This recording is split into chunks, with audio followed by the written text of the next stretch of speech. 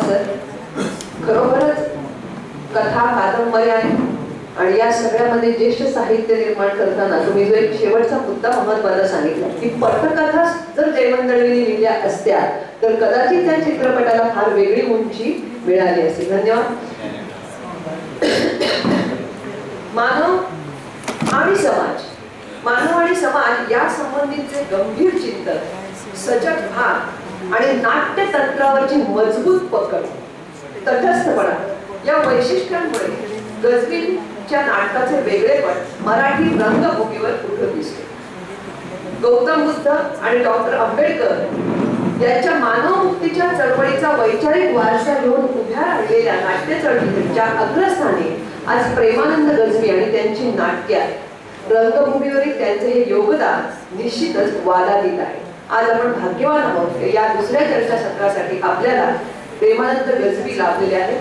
मी सरांना आम्हाला मार्गदर्शन करण्याची विनंती करते आणि अध्यक्षीय मनोगत व्यक्त करण्याची विनंती करते. साहित्य अकादमी चे प्रमुख सदस्य आमचे मित्र विश्वास पाटील आणि बॅरिस्टर नागपै सेवांगणे चे अध्यक्ष आणि सेवांगणे आणि आपण सर्व मान्यवर सगळ्यांना नमस्कार. सकाळपासून जयवंत दळवींच्या संदर्भात खूप छान चर्चा चाललेली आहे आणि वामन पंडित यांचं हास्यमय निबंध आणि श्रीकांत बोजेवार, मी कधी कधी श्रीकांत बोजेवारांना ठणठण पाडत मानत असतो. कारण दर रविवारी महाराष्ट्र टाइम्स त्यातलं दीड दमडी वाचल्याशिवाय आमचा रविवार चांगला जात नाही. त्यामुळे जयवंत दळवी आणि त्यांची आठवण माझ्यासाठी तितकीच महत्त्वाची आहे. खूप छान चर्चा चालली सकाळपासून, आनंद आहे. तसा विचार केला तर जयवंत दळवी आमचे समकालीन म्हणायला हरकत नाही. त्यांची माझी भेट जरा उशिरा झाली. जय जय रघुवीर समर्थ हे नाटक मी 1985 साली साहित्य अकादमीच्या 3 वर्ष चाललेल्या नाट्यलेखन कार्यशाळेसाठी लिहिलं आणि मग अजित भगतनी त्याचं देशपांडे स्मृती महोत्सवामध्ये त्याचा प्रयोग केला. वास्तविक देशपांडे अरविंद देशपांडे त्या नाटकाचा प्रयोग करणार होते, पण काय झालं त्यांचं देहावसान झालं आणि मग त्यांच्याच पहिल्या स्मृती महोत्सवामध्ये जय जय रघुवीर समर्थचा प्रयोग करावा लागला. तो प्रयोग बघायला जयवंत दळवी आले असं मला एका मित्राने सांगितलं. बॅक स्टेजला होते आणि लेखक हा नेहमीच बॅक स्टेजला असतो, दिग्दर्शक बॅक स्टेज असतो आणि नटमंडळी फक्त समोर असतात आणि लेखक कितीही मोठा झाला तरी त्याला ओळखणारे खूप कमी असतात. त्या दृष्टीनं लेखक असणं सगळ्यात महत्त्वाचं आहे.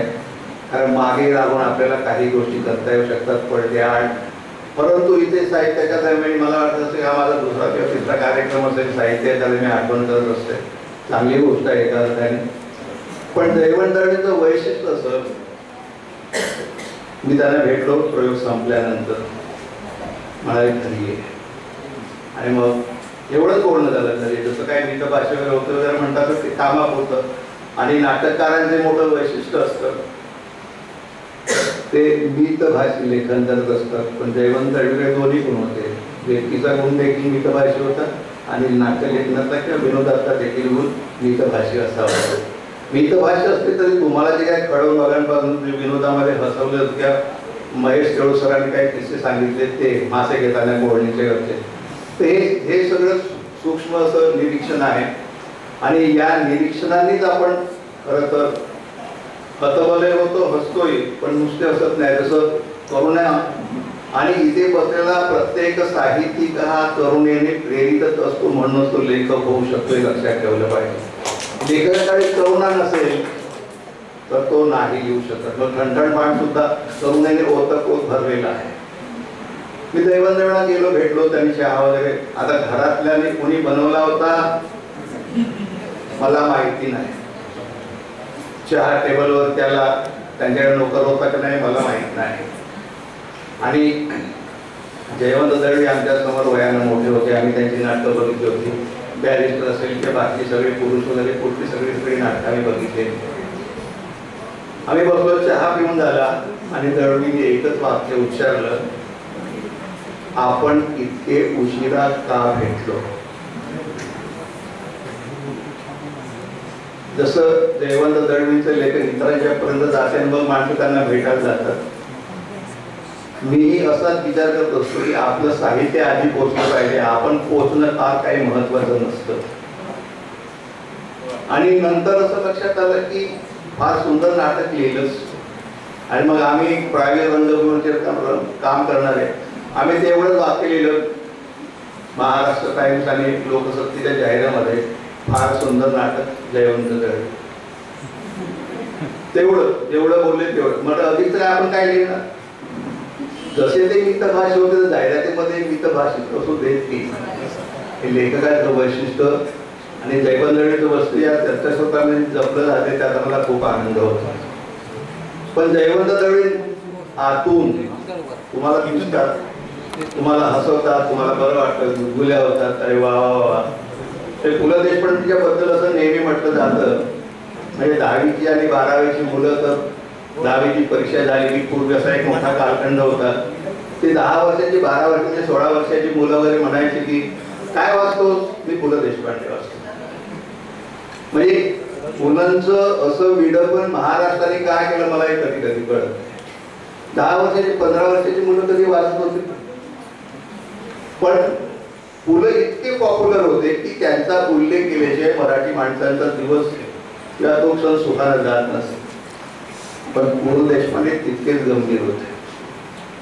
एकदा त्यांनी मौजेमध्ये एक लेख लिहिला होता की लोक मौत माऊलीला जातात आणि हात जर तुटलेला असेल, ऑपरेशन झालं असेल, बराबर नसेल तर हात मेणाचा बनवून त्या देवीला वाहतात, किंवा पाय तुटला असेल तर पाय वाहतात.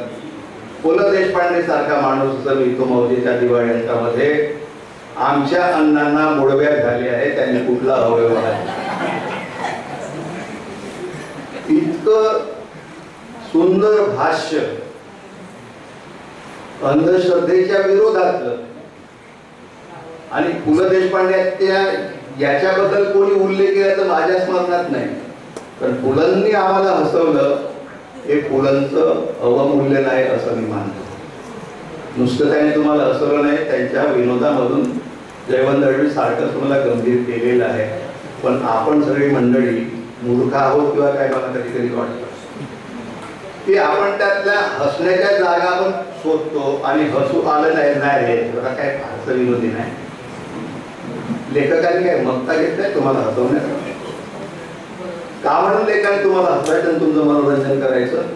मग त्याच्यापेक्षा मताच्या खेळ जाऊन का नाही बघा तुम्ही रस्त्यावर.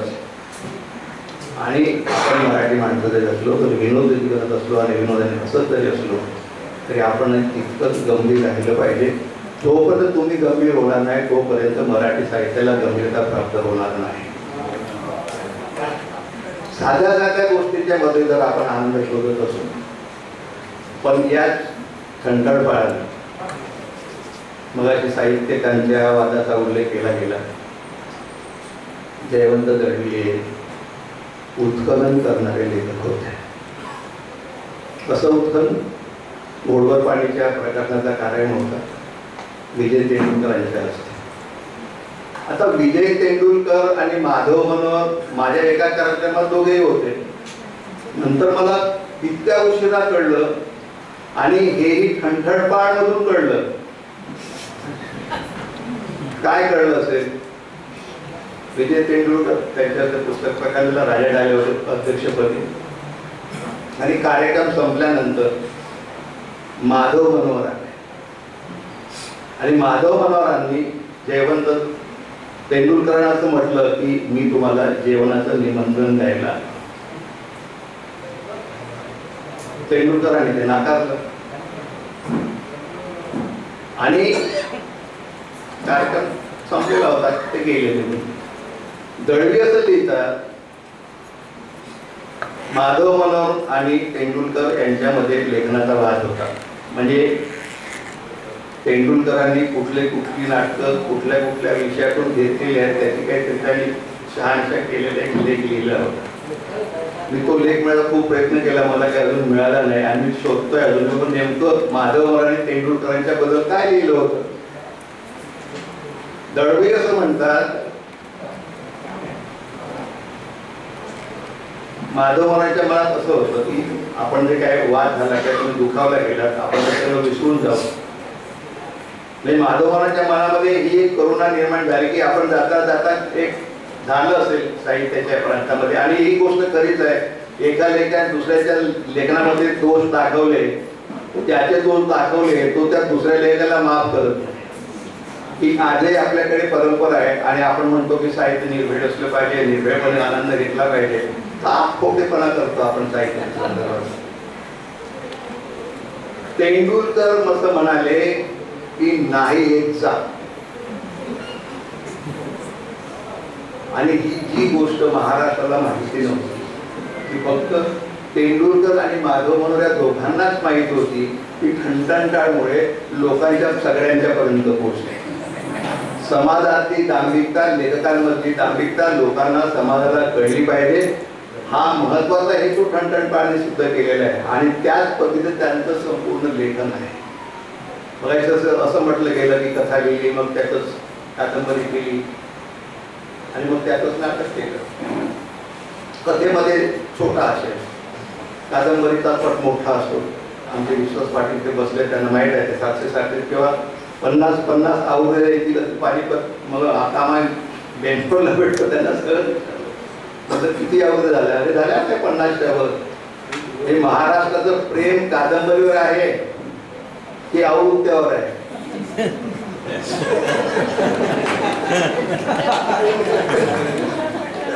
एकदमच 2-3 लाखाची 5 लाखाची आवृत्ती महाराष्ट्रामध्ये 11 कोटी जर लोक तुमच्या देशामध्ये आहे तर 5 लाखाची आवृत्ती एकाच वेळी छापायला काय हरकत आहे. प्रकाशकाला खर्च वाचायची आणि त्याला प्रॉफिट जास्त मिळेल. पण आपल्याकडे तर होत नाही.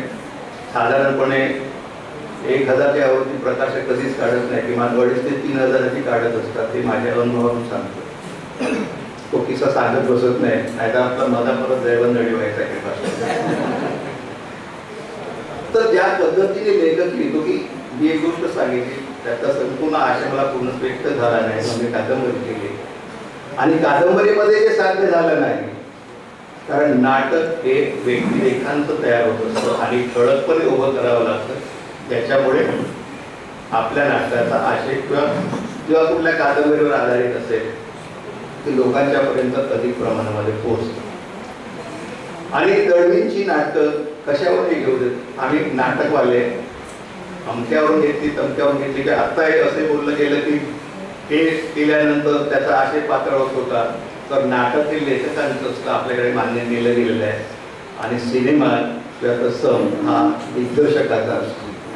आणि कुठल्याही दिग्दर्शकाला म्हणजे नाटकाचा दिग्दर्शक सुद्धा काय करतो, लेखकांनी लिहिलेल्या गोष्टींवरती कधी कधी कुरघोडी करण्याचा प्रयत्न करतो, त्याचे दोष काढायला जातो आणि मिनी लेखक व्हायचा प्रयत्न करतो. आणि मग कसं असंही म्हटलं गेलं त्या कालखंडामध्ये विजाबाईने जयवंत दळवीची नाटकं दुरुस्त केली आणि मग काक्षात केली आणि मग ती बसवली गेली वगैरे वगैरे सगळं. पण नाटक लेखकांत असतं आणि जेव्हा दिग्दर्शन तर दिग्दर्शकाला असं वाटतं नाटकाच्या सुद्धा की नाटकावर माझा ठसा दिसला पाहिजे. हा काय प्रकार असतो ठसा. नाटकाच्या दिग्दर्शनावरून जर दिग्दर्शक वजा केला किंवा दिग्दर्शन नाटक वजा केलं तर नाही प्रेक्षकापर्यंत नीट पोहोचत. एक रूप होऊन लेखक दिग्दर्शक अभिनय नेपथ्य प्रकाशन रंगभूषा पेशा सगळे घटक एकत्रित होऊन त्याचा जो परिणाम होतो एक संघ तो परिणाम तुम्हाला तुमच्या नाटकाच्या दिशेला घेऊन जात असतो. प्रत्येक घटकाची मोठी जबाबदारी असते की प्रत्येक घटक एकजीव होऊन नाटकातून व्यक्त झाला पाहिजे, सिनेमातून व्यक्त झाला पाहिजे. म्हणून कॅमेरामन काय करतो, जरा ऐसा अँगल लगा दे, इधर से लगा दे, जरा इधर से नाही आना इधर से आना. म्हणजे कॅमेरामनला सुद्धा असं वाटतं की माझ्या कॅमेऱ्याची किमया त्या सिनेमामध्ये दिसली पाहिजे. आणि त्यामुळे जेव्हा अनुभव असा पातळ पातळ होत जातो वेगवेगळ्या कारणाने, त्यामुळे श्रीकांत बोजेवाला जास्त माहिती आहे, त्यांनी ते सिनेमे लिहिलेलेही आहेत. तर ह्याचा अर्थ असा होतो की प्रत्येक कलाकृती किंवा त्या कलाकृतीमध्ये काम करणारा दिग्दर्शक असेल तर त्याला स्वतःचा ठसा उमटवला जातो आणि कलाकृती फसते. नाटकाचं तसं होत नाही. विजया मेहता या महत्त्वाच्या दिग्दर्शक आहेत मराठी रंगभूमीवरच्या, आणि त्यांनी ते काय केलं असेल किंवा केलं नसेल, आणि समजा एखादा भाग दिग्दर्शक म्हणून कापला असेल तर दडविणं दुःख झालं नसेल. नाट्य लेखकाची दशा म्हणजे एकदा माधव मनोहर असं म्हणाले होते की नाटककाराला 100 नवरे असतात. म्हणजे एका नवऱ्याने संसार सांभाळताना काय अवस्था होत होते, 100 नवरे सांभाळताना काय अवस्था होत होते नाट्य लेखकाची. हे असे ह्या सगळ्या गोष्टी असताना आपल्या हाताची रेवंत दळवींच्या नाटकाबद्दल खूप गंभीरपणे आपल्याकडे काम झालेली गोष्ट तरी.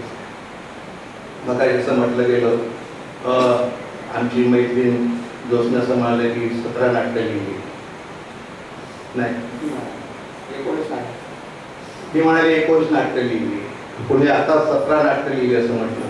माझ्याकडे आकडा आहे तो 20 नाटकांचा. आता 30 वर्षामध्ये 17 19 आणि 20 तर 100-200 वर्षांनी काय किती नाटकं होती. आपलं कॅल्क्युलेशन सुद्धा बरोबर नसतं, कोणी त्याच्या नोंदीही ठेवत नाहीत. खरं म्हणजे या आमच्याकडे सगळे नाटककार बंधूक आहेत मी सांगतो.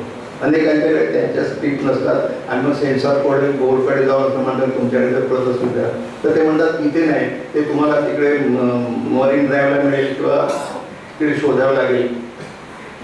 म्हणजे लेखकाने शिंक जरी दिली असेल आणि कागदावर उमटले असेल तर ती शिंक सुद्धा लेखकांनी जपून ठेवली पाहिजे. पण आपल्याकडे कसलीच आपण गंभीरपणे कुठल्याच गोष्टींची नोंद करत नाही, आणि त्यामुळे मग 17, 19 की 20 माझ्याकडे सगळ्या नाटकांची नावं आहेत. ते तुम्हाला मी वाचून दाखवत नाही, कारण तुमचा आणखी मग आणखी काहीतरी कंटन पाठवण्यात आला नाही माहीत नाही. तर आपण जी महत्त्वाची नाटकं तसं नाटककाराला त्या प्रत्येक आईला तिचं 100 मुलं असलं तरी महत्त्वाचं वाटतं, आणि प्रत्येक कलावंताला तसं वाटणं हा त्याचा स्वभाव असला पाहिजे. कारण त्यांनी साहित्यकृतीच्या माध्यमातून दिलेल्या मुलांचा विकास कसा होतो. आणि मी तरी असं मानतो की तुम्ही मुलाला जन्म दिला, एखादी कादंबरी लिहिली, एखादी कथा लिहिली की तुमचं काम संपत नाही. माझ्या मुलाचा विकास कसा होतो त्या विकासाचं सुद्धा चिंतन लेखकाकडे राहतं.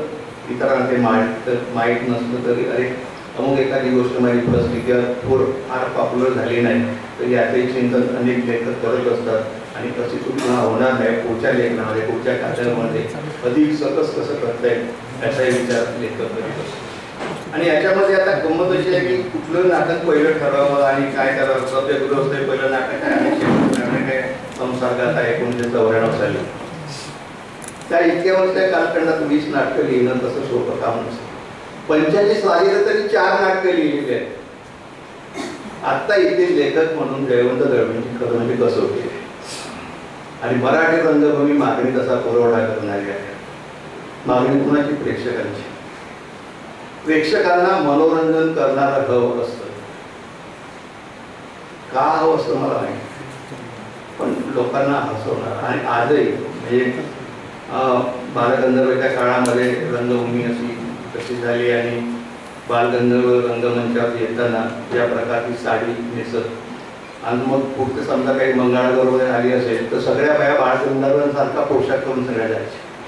तशाच प्रकारे गजरा मारायच्या. एका पुरुषाने तुम्हाला स्त्रियांना शिकवावं की कशा प्रकारचे कपडे घालावे. मग तुम्ही करता काय बघा आयुष्यात? तुम्हाला तुमची चॉईस नाही आहे. सिनेमाने नाटकं बघून जर तुम्ही कपड्यांचा पेहराव जर करत असाल तर स्त्रियांना बुद्धी नसते असं जे म्हणतात पुरुष, ते खरं मानायचं की काय?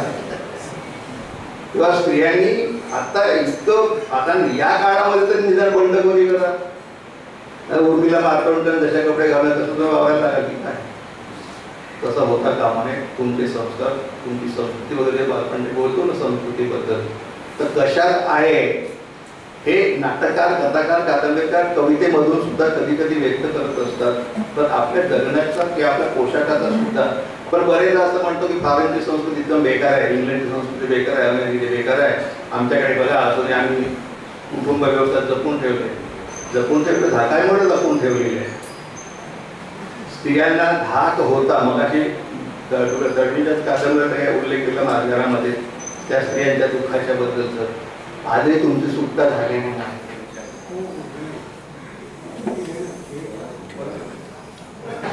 आणि जर सुटकाच होणार नसेल तर मग खरे गंभीर प्रश्न निर्माण होतात.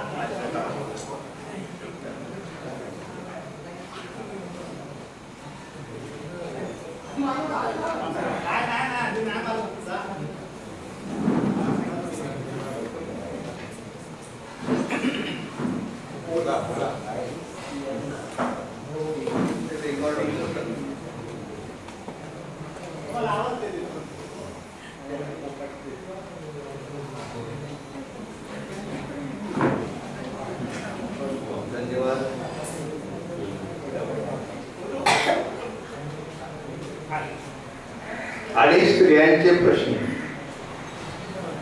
संध्याछाया जेव्हा दळवीने लिहिलं आणि म्हातारपण आलेलं आहे आणि मूल आपल्याला सांभाळणं आणि सगळ्यात आई वडिलांना साठी नंतर प्रश्न पडतो की मुलंच नसेल तर आपल्या पुढच्या आयुष्याचं कसं होणार, आपण आजारी पडलो तर काय होणार, आपल्याला कोणी डॉक्टरांकडे वेळेत पोहोचवेल की नाही, ही जी चिंता असते त्या चिंतेने घेरलेलं एक असं नाटक संध्याछाया. आता गमत बघा, दळवीच्या नाटकांचा करून एक कोणी केला तो जर तुम्ही शोधून काढला तर गमत आहे. मग आता आमच्याकडचं नवीन लेखक दळवी, दळवी पण नाही का, प्रदीप दळवी नाही, प्रदीप दळवी नाही, प्रशांत दळवीने संध्याछायावरून संध्या छाया असं एक नाटक केलं. विषय तोच आहे, म्हातारपण आहे, सगळ्या गोष्टी आहेत. थोडेसे विनोद आणण्याचा प्रयत्न केला. जयवंत दळवीच्या नाटकाचा प्रभाव माझ्यासारख्या तरुणांच्या पिढीवर कसा पडला हे दिसतं. नुसता त्यांच्याच नाटकावर पडला असं दिसतं, कारण त्यांच्या समकालीन नाटककारही पडलेला दिसतो. पुरुष हे नाटक 22 सप्टेंबर 1982 ला लिहिलं गेलं आणि त्याचे प्रयोग वगैरे सुरू झाले. त्याच कालखंडामध्ये बरोबर 6 महिन्यांनी कन्यादान आले, 12 फेब्रुवारी 1983. आता मला असं मुळीच सुचवायचं नाही किंवा म्हणायचं देखील नाही की एकाच वेळी 2 नाटककारांच्या मनामध्ये दलितांचे प्रश्न घेऊन काहीतरी चिंतन चाललेलं होतं. दोघांनी 2 दिशेने वेगळी वेगळी नाटकं लिहिली. एका नाटकामध्ये आहे स्त्रियावर होणाऱ्या बलात्काराबद्दल, शोषणाबद्दल. दुसऱ्या नाटकामध्ये दलितांचाच विषय. कारण या नाटकामध्ये सुद्धा तो जो सिद्धार्थ असतो तो पळता निघतो. त्याला असं वाटतं की हा जर चळवळी वगैरे करत असेल तर हा पुरोगामी असेल, पण दिसणारा पुरोगामित्व कसं भुसभुसीत असतं याचं सुंदर चित्रण तुम्हाला पुरुषमध्ये बघायला मिळतं. आणि दुसरं जे नाटक आहे तेंडुलकरांचं कन्यादान नावाचं, ते जाती व्यवस्थेबद्दल भाष्य करणार आहे. एक समाजवादी व्यवस्था आहे आणि एका ब्राह्मण मुलीचं एका महार मुलाची, आणि ती शेवटी नाटकाचे असं म्हणतं की आजपासूनही महारी नाही. आता कालखंड बघा, 2 वेगळे वेगळे आणि 2 लेखांचा वेगळा दृष्टिकोन. तर बाबासाहेब आंबेडकरांनी धर्मांतर केल्यानंतरही जर नाटककार असा उल्लेख करत असेल आणि ती स्त्री म्हणत असेल की मी आजपासून महारी नाही, तर समाज अजून कुठे आणि कुठल्या दिशेला जाणार. म्हणजे 82-83 सालामध्ये आलेली आहे. तर आपण गंभीरपणे विचार करणार आहोत की नाही या सगळ्या गोष्टींचा. जरी मुद्दे वेगळे असले तर त्याचा जो एक परिणाम प्रेक्षकांच्या पर्यंत जातो. शेवटी कलाकृती काय करते, तुम्ही कादंबरी वाचत असाल तर एकसंध परिणाम तुम्ही वाचत तुमच्या मनावरती काहीतरी संस्कार करते. तसं नाटक एकाच वेळी 700-800 प्रेक्षकांचे परिणाम करत असतं. आणि याच्यामुळे होतं की सामाजिक अभिसरण होण्याची एवढी सामाजिक दुरी वाढेल ती कमी होईल. आणि कलाकृतीचं जर उद्दिष्ट असं आहे की समाजामधलं दुरीत्व दाखवून एकत्व कसं निर्माण करता येईल, आणि म्हणून मग करुणेच्या पोटी जर लेखन जर निर्माण होत असेल तर आपल्या साहित्यिकाला सुद्धा विचार केला पाहिजे की माझ्या लेखनाचा सामाजिक काय परिणाम होतो. किंवा माझ्या लेखनाचा राजकीय काय परिणाम होतो, तर हा जर विचार करायला गेला तर सूर्यास्त या नाटकामध्ये अप्पाजीची जी भूमिका आहे किंवा त्याच्यामध्ये एक भाऊराव गायकवाड नावाचं एक दलित कॅरेक्टर आहे. आता एक गंमत बघा, म्हणजे तेंडुलकर असतील किंवा दळवी असतील यांच्या कालखंडामध्ये सुद्धा दलित चळवळीचा एवढा मोठा परिणाम झालेला होता की आता गंमत पण कशी आहे, नाटक चाललं पाहिजे, मग नाटकाचा प्रेक्षक वर्ग कोण आहे? दलित बिलित काही नाटक बघायला जात नाही, ते केले तर तमाशा बघायला जातात, कारण तो त्यांच्या आवडीचा किंवा त्यांच्या एकेकाळच्या कल्चरचा किंवा पट्टेबाबूराव असतील किंवा अण्णाभाऊ साठे असतील यांनी जे काही त्यांच्या दृष्टीनं किंवा दलितांच्या किंवा तमाशाही कला प्रामुख्यानं महाकुटुंबामध्ये किंवा मातंग समाजामध्ये त्या कालखंड किंवा दुसरा एक आणखी वर्ग होता, तर ह्या त्या कालखंडाने आपल्याकडे कला सुद्धा ज्या विभागल्या त्या वेगळ्या ब्राह्मणाने कुठलं नाटक बघायचं, कल्चर कुठलं असतं आणि काय असतं, श्रेष्ठ कल्चर कुठलं आहे, अशा सगळ्या अवस्थेमध्ये लेखकांची एक भूमिका, तेंडुलकरांची भूमिका नसेल असं नाही, त्यातून सुद्धा एक पॉझिटिव्ह की एखाद्या कॅरेक्टरला ती प्रेमानच म्हणत असं नाही, हो आहे मी आजपासून आहे, काय करायचंय तुम्हाला, असा एक आशय त्याच्यामधला असू शकतो. म्हणजे एकाच वेळी नाटक अनेक आशयात तुम्हाला समोर उभा ठेवतो आणि ते प्रेक्षकाला, जसे ज्ञानेश्वर म्हणतात जो जे वांछिल, तर जो जे वांछिल म्हणून असंही होत नाही. उद्या कोण काय काय वांछिल करेल मनातल्या मनामध्ये त्यांच्या आपल्याला काय कल्पना आहे कुठल्या गोष्टी. त्यामुळे काय समाजाला पाहिजे आहे हे कलावंतांना देता आलं पाहिजे, नेमकेपणानं आपल्या साहित्याचा परिणाम समाजासाठी उपकारकच ठरला पाहिजे. नाही तर सानुग्रहाच्या नावाने आपण सगळं संस्था चालवायची. हे सगळं करण्यामागे सामाजिक उद्दिष्ट आहे, ठरलेलं उद्दिष्ट आहे की समाज हा शालीन झाला पाहिजे, सत्यवचनी झाला पाहिजे, नीट बोलला पाहिजे, नीट वाचलं पाहिजे. आणि याच्यासाठी जर साहित्याची मांडणी असेल तर सगळ्या नुसत्या लेखकांनी नाही तर प्रेक्षकांनी असा आग्रह धरायला पाहिजे की आमच्यातील, आता मला जे रामाचा उल्लेख दळवीच्या कुठल्या तुमच्या विरोधामध्ये केलेला गेला होता, रामाच्या संदर्भातला, सीतेचं काय झालं असेल, पण आपलं सगळं मराठी नाटक एक एकारलेलं आहे. म्हणजे मागे तर माधव म्हणून असं म्हणाले होते की आपलं नाटक काय शब्द वापरला होता आठवतो कोणाला, एका नाटकामध्ये परकृष्ट आहे, दुसऱ्यांकडून घेतलेलं. आणि गोष्ट खरीच आहे. आता पहिलं नाटक जे मानलं जातं 1883 साली लिहिलेलं कृष्ण भावेंचं, हे यक्षकांकडून घेतलेलं आहे. तिथे लग्नाची गोष्ट सांगितलेली आहे, राम आणि सीतेच्या लग्नाची गोष्ट. राम, सीता, लक्ष्मण, रावण. आणि मग तिथे असा प्रश्न पडतो की इतके दिवस सीता रावणाकडे राहिलेली पवित्र आहे का? आणि मग रामच, मग लेखक अग्निपरीक्षा घडवून आणतो. पण ही अग्निपरीक्षा घडवून आणल्यानंतर सीता पवित्र आहे. आता तुम्हालाही माहित आहे की आगीला चटका सहन करून मांडणारी माणसं आपण, माणूस जिवंत कसं राहतो, सीता जिवंत राहते. पण ठीक आहे, आपण समजा काही चमत्कार झाला आणि सीता जिवंत राहिली आणि मग राम तिला अयोध्येला घेऊन गेले सोबत. काही दिवस गादीवर बसले आणि कोणीतरी धोब्याने प्रश्न केला, खरंच का सीता पवित्र होती? मग इथे लेखकाची कसोटी होती. पुन्हा सीतेची अग्न प्रतीक्षा करून परत ती शुद्ध आहे हे सिद्ध करायला पाहिजे होतं. लेखकाला सुचलं नाही की आत्ताच्या काळाप्रमाणे कोणीतरी आपल्याला मारतील, तोंडाला काळ भासतील अशी वाल्मिकाला भीती वाटली आणि म्हणून त्याने तो परत प्रसंग घडवला नाही आणि लक्ष्मणाकरती सीतेला अरण्यात सोडून दिलं. पण समजा परत अग्निपरीक्षा केली असती आणि सीता पवित्र आहे परत सिद्ध केलं गेलेलं असतं तर आजच्या कालखंडामध्ये स्त्रियांच्या बाबतीत प्रश्न निर्माण झाले नसते आणि आपली बायको संशयातीतच राहायला पाहिजे असा वाक्य समाजामध्ये निर्माण होऊ शकला नसता. पण नाही सुचला त्या लेखकाला त्यावेळेस आपण एक म्हणूया किंवा भीतीपोटी लिहिलं नसतं. पण मग म्हणून परत मला म्हणायचं आहे की आपल्या कलाकृतीने नेमकी गोष्ट किंवा लेखकाला जसा आदर्श समाज हवा असेल त्या आदर्शातच आपल्या लेखनावरून काहीतरी निर्माण झालं पाहिजे. आणि मग त्यामुळे मग पुरुष आलं, स्त्रियावरती होणाऱ्या अन्याय आता गुलाबराव कुठे नाही, रस्त्याने जाताना सुद्धा स्त्रियांना 4 गुलाबराव भेटतात की नाही, नजरेनं भेटतात. प्रत्यक्ष भेटले पाहिजे असं नाही, प्रत्यक्ष भेटले तुमची काय रस्त्याने फिरण्याची मालवणमध्ये सगळं ओस पडेल कुठे रंगात जाऊन राहिले. इतकी दारुण स्थिती आजही आहे. दररोज किती बलात्कार होतात, सरकार जे आकडे जाहीर करतं ते खरे असतात का? पोलीस स्टेशनमध्ये नोंदीच होत नाही. अनेक स्त्रिया आपली लाज लज्जा, आपलं कुटुंब आणि आपली सगळी जबाबदाऱ्या अन्याय सहन करत राहतात, घरातही सहन करतात आणि बाहेर सुद्धा. आपला समाज अजूनही आपण म्हणतो की इतकी वर्ष झाली आमचा समाज अजून टिकून आहे.